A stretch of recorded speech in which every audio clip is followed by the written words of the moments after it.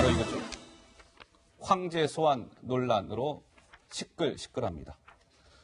어제 조국 장관의 부인 정경심 동양대 교수가 검찰의 비공개 소환이 돼서 조사를 받고 돌아갔습니다. 정경심 교수의 얼굴을 좀 보여드리고 싶어요. 어떤 모습인지. 언론사 카메라가 포착을 해내지 못했습니다. 말 그대로 비공개 소환이었기 때문이죠. 자, 이에 따라서 김민지 기자, 이 정경심 교수가 황제 소환 조사를 받은 거 아니냐 이런 논란이 좀 계속되고 있죠? 네, 맞습니다. 말씀하신 대로 이 사문서 위조 혐의로 기소된 정경심 교수 어제 검찰의 조사를 받았는데요. 찍은 언론사가 한 군데도 없었습니다. 왜냐하면 비공개 출석이었기 때문이죠. 지하 주차장을 통해서 들어갔든 어쨌든 우리가 알지 못하는 곳으로 출석을 했고요. 포토라인 없었고요. 기자 질문도 받지 않았습니다. 그리고요. 조사를 채 마치지 않은 채로 건강 상태를 이유로 조사를 중단하는 걸 요구해서 5시쯤 이후 넘어서 귀가를 했다고 합니다. 일각에서는 적절한 조치였다라는 여당의 입장도 있지만 황제 출석, 황제 조퇴다 엇갈리는 입장을 여야가 내놨는데요. 목소리 듣고 오시죠.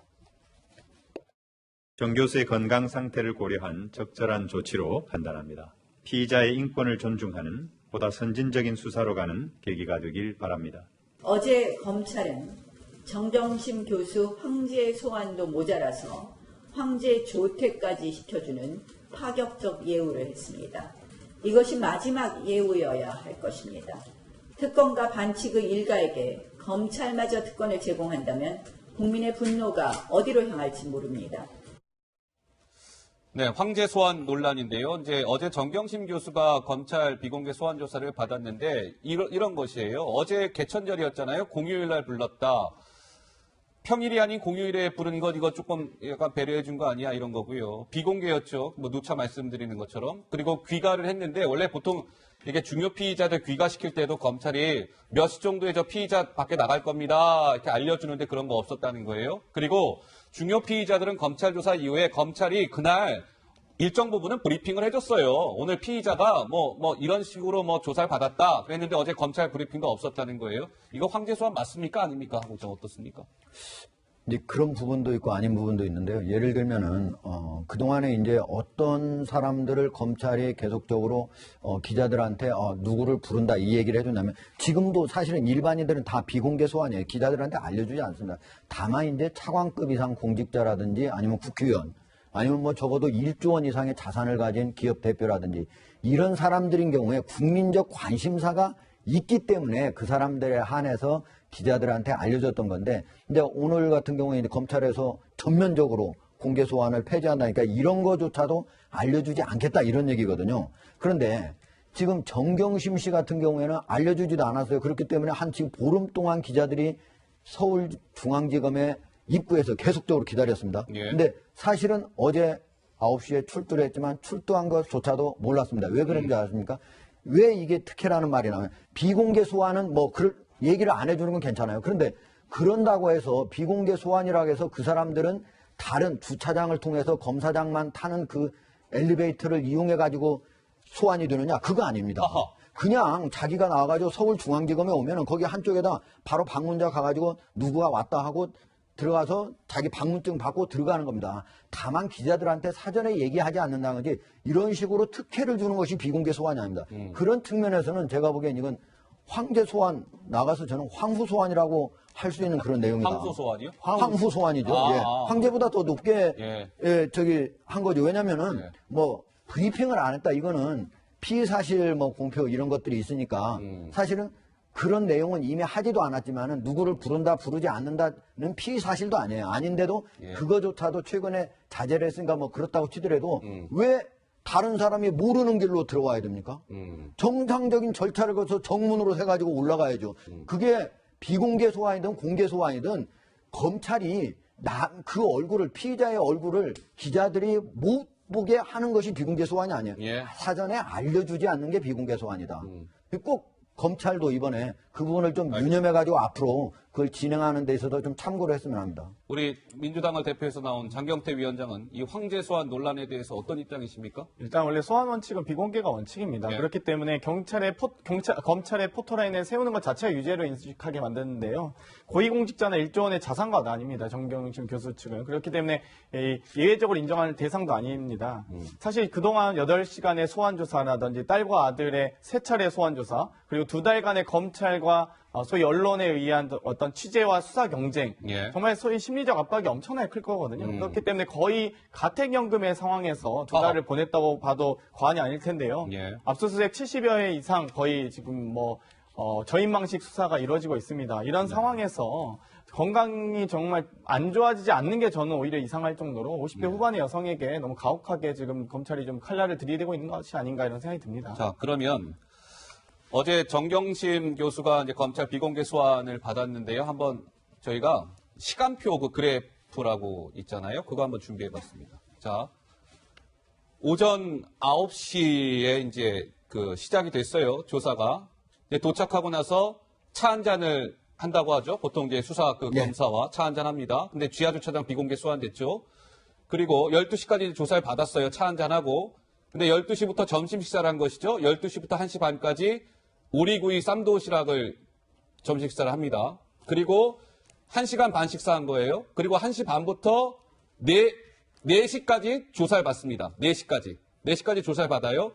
그러면 4시에 조사를 받고 5시까지 또 1시간은 휴식을 취했다가 5시경에 검찰을 나온 거예요. 그러면 1시간 30분 점심 식사하고 1시간은 휴식하고 앞에 차 한잔하고 그럼 한 4시간 조금 넘는 시간 동안 조사받았다는 얘기인데 이건 뭐 어떻게 되는 겁니까? 그러니까 저게 황제 소환이냐 화무 소환이냐 논란이 있겠죠. 예. 있겠지만 저는 하국장 말씀이나 우리 장 위원장 말씀을 다 맞다고 치고요.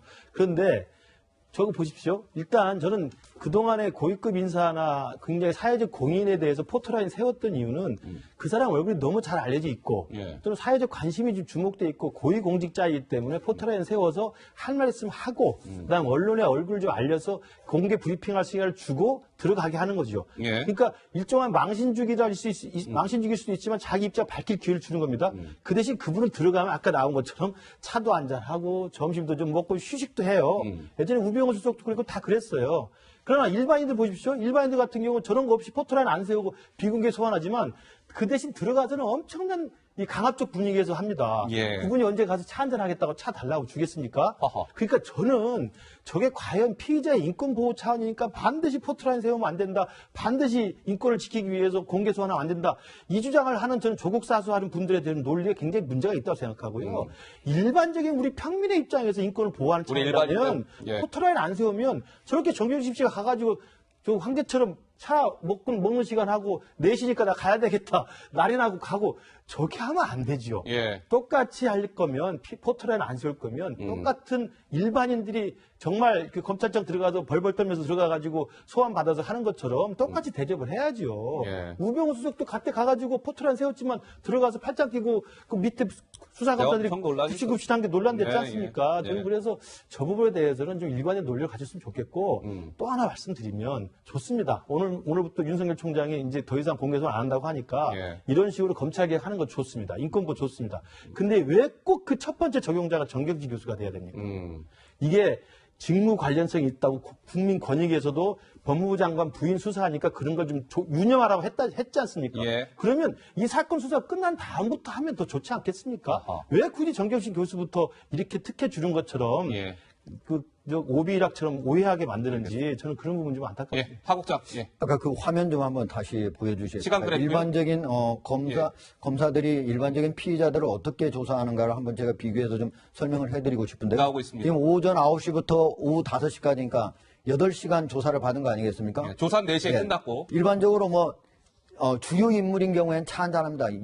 그러나 주요 인물이 아닌 사람은 가자마자 조사받는 거죠. 차 한잔 하는 시간도 없는 거죠. 예. 지하 주차장 이용할 수 없습니다. 일반인들은 절대로 그거 안 됩니다. 그냥 정상적인 절차를 거쳐서 정문으로 돌아야 됩니다. 그리고 점심 때 보세요. 점심 때 1시간 반이나 식사를 했잖아요. 오리구이. 일반적인 사람들 저렇게 길게 안 합니다. 예. 저렇게 길게 할 수가 없죠. 또 일반적인 사람은 자기도 바쁘니까 빨리 하고 가자고 하죠. 저렇게 자기가 먼저 빨리 끝내고 싶으니까. 그리고 또 보세요. 4시에서 5시까지는 잠시 아프다면서 갑자기 휴식을 했습니다. 예.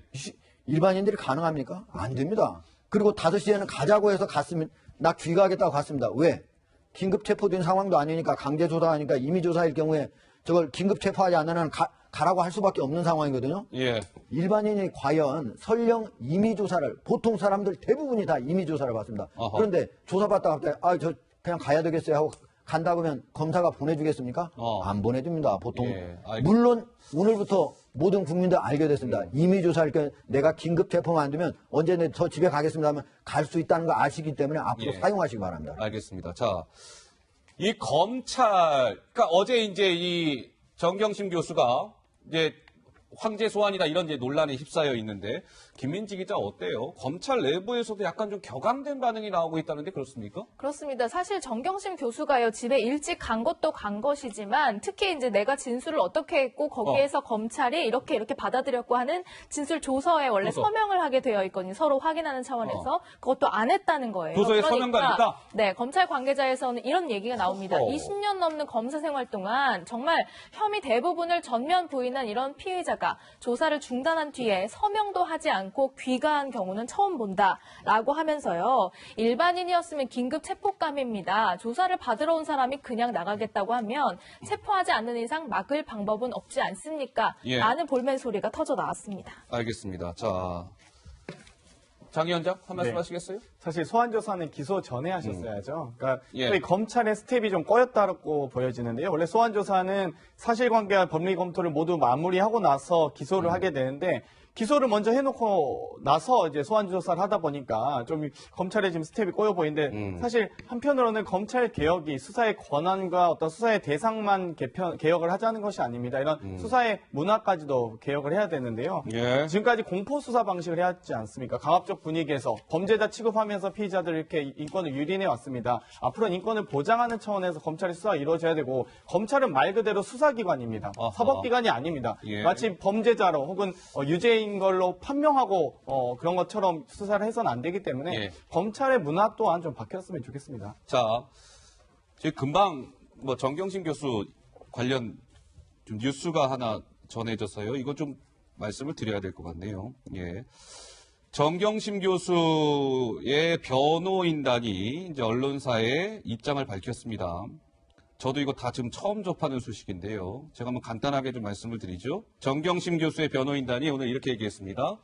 정 교수가 어지럼증과 구토 증상을 보이고 있다. 그리고 정 교수가 유학 시절에 두개골 골절상을 당했다. 6살 때 사고로, 이 정경심 교수가 6살 때 사고로 우환도 실명한 상태다. 우측눈이 지금 실명한 상태다. 이런 얘기죠. 그리고 검사와 눈을 마주치기도 지금 힘들다. 그리고 정 교수가 장시간 대화를 나누기 힘든 상태다. 정 교수가 건강 상태를 밝히기 꺼려한다. 근데 어쨌든 변호인단이 밝혔어요. 예. 오늘 이제 검찰이 그래서 오늘 정 교수를 소환해 조사를 다시 하려고 했는데 건강 상태로 현재 추가 조사가 어려운 상황이라고 합니다. 어떻습니까, 김 교수님?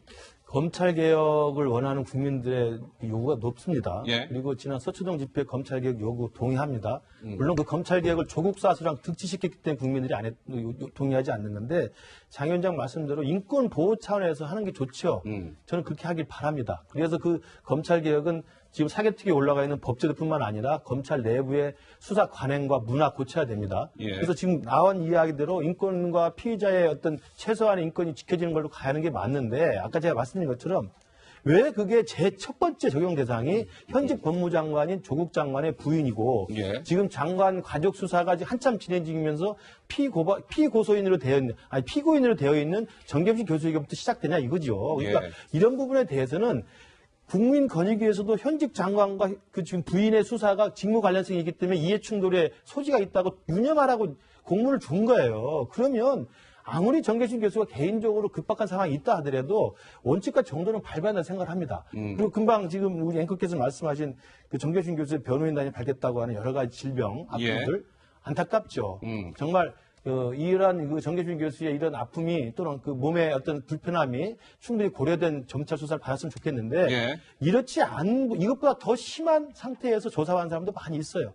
저는 그렇기 때문에 그리고 정계준 교수가 이것 전에 SNS 활동에서 얼마나 많은 또 활동을 하면서 자기의 아하. 또 입장을 밝혔습니까? 네. 저는 그러면서 본다면 국민적인 어떤 감정과 국민적 눈높이는 정점신 교수의 어떤 이 건강상 유의점을 동의하기보다는 사실상은 왜 하필 정점신 교수에 대해서만 이렇게 우리가 인권이라는 이름으로 봐주기를 하느냐 네. 이런 여론이 더 강할 거라고 보입니다. 그러면 김민지 기자, 네. 지금 이제 정경심 교수 변호인단이 입장을 밝힌 거 저희가 좀 약간 속보식으로 뭐 좀 전해드렸는데, 그럼 정경심 교수 지금 뭐 병원에 입원 중이라는 거예요? 어떤 겁니까? 그렇습니다. 병원에 다시 재입원했다고 해요. 아하. 검찰이 어제에 의해서 오늘 이제 소환을 하려고 했지만 못했다고 하지 않았습니까? 예. 건강 상태로 인해서 추가 조사가 필요하지만 그럼에도 불구하고 재입원을 한 상태이기 때문에 좀 어렵다. 소환이 어렵다. 예. 그렇지만 정 교수 측은 이제 입원 중이기는 하지만 조사에는 차질이 없도록 하겠다. 이런 입장을 밝힌 상태입니다. 예, 하국장 말씀 듣고 넘어가겠습니다. 예.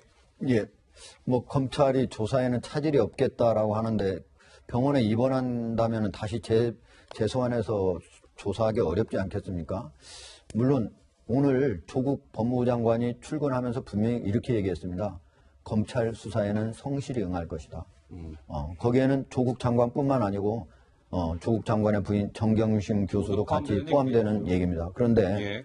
무슨 유학 다니던 시절에 두개골 수술, 골절상. 그리고 6살 때 무슨 눈과 관련된 질병을 얘기하면서 지금 현재 갖고 있는 질병은 바로 구토하고 어지럼증이라고 하는데 이거는 이제 되게 충격받았을 때 있는 일인데 이걸 가지고 과연 일반적인 사람들도 과연 병원에 입원했다고 했을 때 검찰이 지금 아파서 조사를 하기 어려우니까 조사를 뒤로 늦추겠습니다. 이렇게 얘기할 것인가? 예. 우리 직접 지금 현재 수사를 하고 있는 검찰 지금 현장에 있는 우리 검사들도 한번 스스로 한번 가슴에 손을 얹고 한번 생각해 보시기 바랍니다. 알겠습니다. 정경심 교수 얘기는 여기까지 하겠습니다.